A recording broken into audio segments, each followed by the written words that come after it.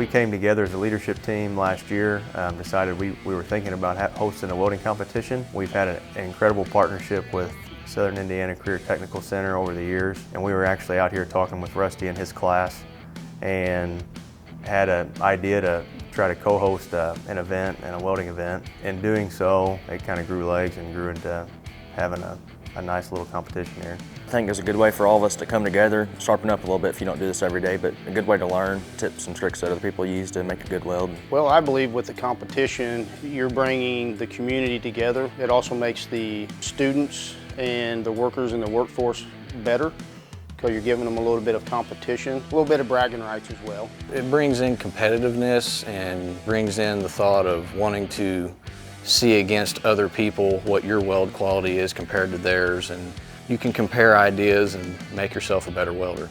You can kind of see where you stand against everybody else and see what you need to improve on and how you stack up. It's important to NICS because we have a lot of people in the trades are starting to grow a little bit older. It's very important that we're taking our youth, our young generation, and we're forming them into the workforce right out of the get-go, right out of high school.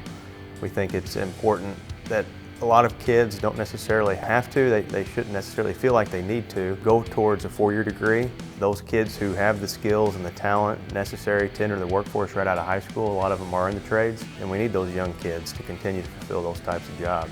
Not only for NICS, but for the community.